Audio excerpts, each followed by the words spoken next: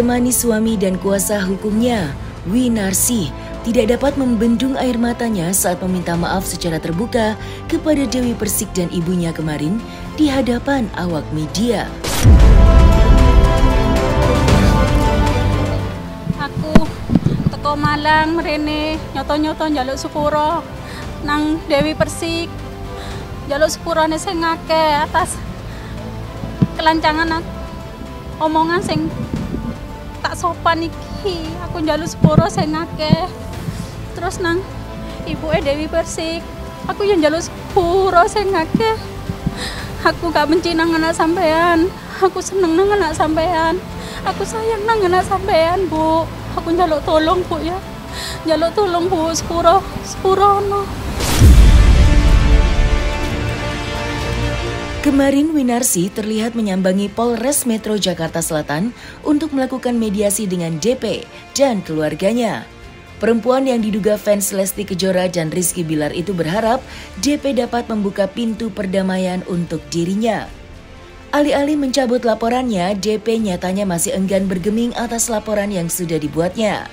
Meski DP sudah memaafkan perempuan yang sudah mencemarkan nama baiknya itu, namun tidak serta-merta dapat menghentikan proses hukum yang sedang berjalan. Lantas, seperti apakah tanggapan pakar mikroekspresi dalam membaca tangis Winarsih saat meminta maaf kepada Dewi Persik dan ibunya? Dan alasan apa pula penyebab pedangdut yang terkenal dengan goyang gergajinya itu sepertinya enggan untuk mencabut laporannya? Kita nggak tahu air mata itu palsu apa enggak kalau misalnya dia nggak ngomong terlalu banyak. Tetapi yang jelas yang ditampilkan sama dia itu adalah banyak ekspresi takut, bukan ekspresi sedih. Jadi kalau ditanya, kalaupun menangis itu air mata takut, bukan air mata sedih. Nangis itu ada 4 jenis. Nangis sedih, nangis takut, nangis marah, atau nangis bahagia terharu. Nah, yang mana cenderung pada nangis takut. Kalau kita bicara permintaan maaf yang tulus itu yang nggak ada lagi faktor ego, yang dia benar-benar memang menurunkan egonya, crushing di ego istilahnya, itu adalah ada 3 hal, yaitu 1, siapa yang minta maaf itu jelas, dalam hal ini ibu itu menyebut saya, jadi jelas, Suprono gitu, maafkanlah gitu, pada siapanya juga jelas, gitu, pada siapanya jelas. Ya, tapi yang ketiga, dia minta maaf untuk apa? Itu tidak itu, Bu. Bisa jadi ada di video yang lebih panjang, misalnya dia jelasin kenapanya. Kalau dia jelasin itu artinya di permintaan maafnya tulus. Tapi kalau nggak jelasin, artinya permintaan maaf itu sebetulnya masih permintaan maaf belum sepenuhnya tepat gitu. Karena artinya dia masih ada ego, nggak mau nyebut masalahnya apa. Tulus atau tidak itu adalah bagian dari proses motifnya. Dia bisa saja tulus benar-benar takut masuk penjara, bisa. Dia tulus benar-benar bisa. Dia tulus benar-benar merasa dia khilaf terus salah, bisa. Jadi buat saya dia tulus untuk khawatir untuk efeknya ke dia kalau misalnya proses ini, kasus ini jalan terus. Menyesal itu adalah gabungan dari beberapa ekspresi. Ada yang misalnya takut dengan jijik dengan sedih dengan takut gitu ya. Sementara yang saya lihat ini adalah ekspresi takut mayoritas. Jadi buat saya ini tindakan dia motifnya cenderung karena takut, bukan karena Tapi yang pasti terakhir pembicaraan saya kepada Mbak Dewi, dari keluarga masih tetap ingin melanjutkan proses hukum ini supaya ada efek jerah untuk ya oknum-oknum yang menggunakan media sosial. Dan saya jelaskan lagi bahwa yang bersangkutan ini bukan adalah pendukung dari salah satu artis. Jadi beliau memang dari awal pertemuan sama Mbak Dewi sudah menyampaikan bahwa kenapa dia melakukan hal itu karena dia mengagumi Mbak Dewi dan ingin bertemu. Tapi kan Mbak Dewi juga menyampaikan loh, kalau memang kalian fans kita kenapa harus berbuat itu gitu loh. Karena efeknya ini ke keluarga dan sampai keluarga besar di daerahnya Mbak Dewi. Saya cuma bisa bilang tunggu Mami, keputusannya nanti di Mami, di orang tua. Karena ini kan menyangkut nama keluarga besar. Kembali lagi nanti ke depannya untuk proses hukum Mbak Dewi sudah memaafkan secara manusiawi.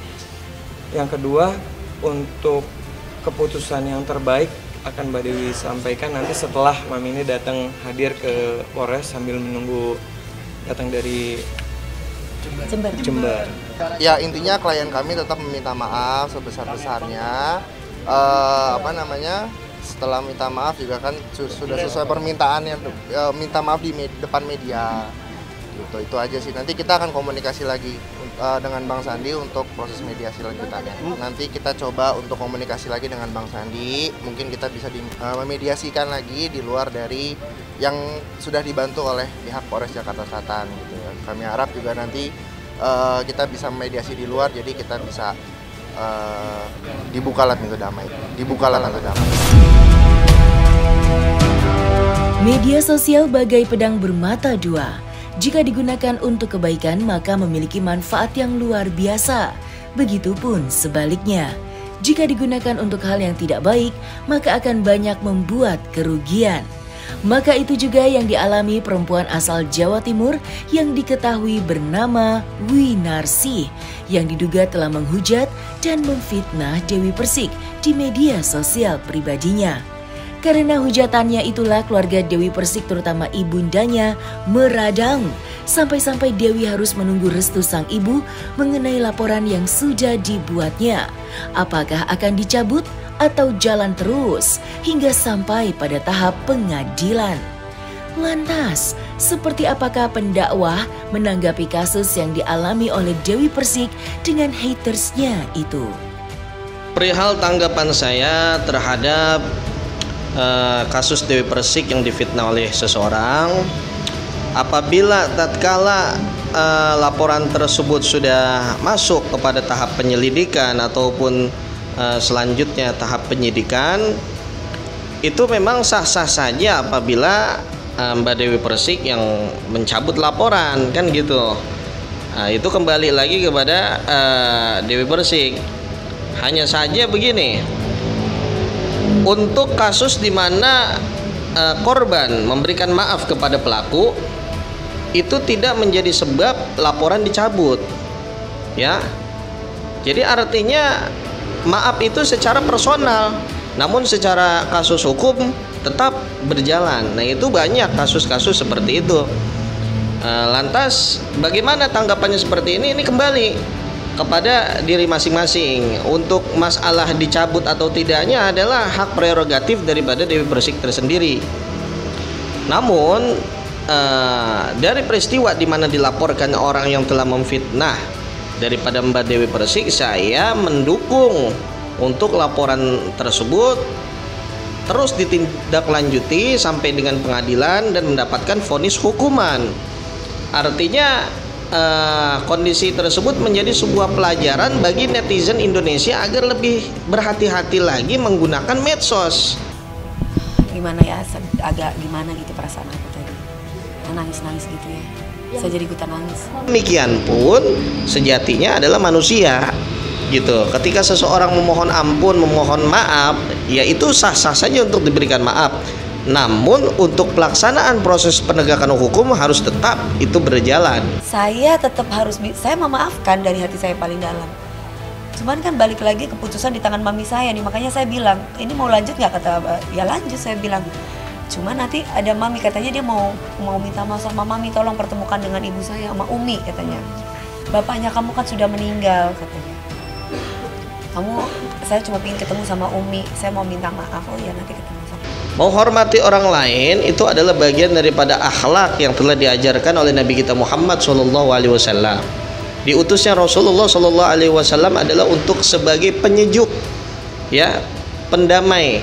Untuk masalah laporan, ya, saya apresiasi kepada Mbak Dewi Persik untuk meneruskan daripada laporan tersebut, ya, karena ini menjadi sebuah edukasi bagi masyarakat agar cerdas dalam menggunakan media sosial, berhati-hati dalam menggunakan media sosial. Makanya aku bertindak tegas gitu, bahwa ini pelajaran sebenarnya untuk mengambil seseorang karena melakukan hal yang sifatnya menyalahi aturan seperti undang-undang ITE. Bukan saya tidak bisa bersikap tegas. Kemarin kan banyak berita-berita mengenai aborsi, mengenai sebenarnya mau dicomotin orang satu-satu bisa, Mas, untuk membuktikan itu semuanya. Tapi kan ini sampai saya membuang waktu saya yang harusnya saya kerja. Nih nanti kalau misalkan saya tidak bersikap tegas, akan banyak lagi yang lain seperti ini. Ini cuma sikap tegas saya supaya mereka lebih berhati-hati lagi untuk di dunia sosmed.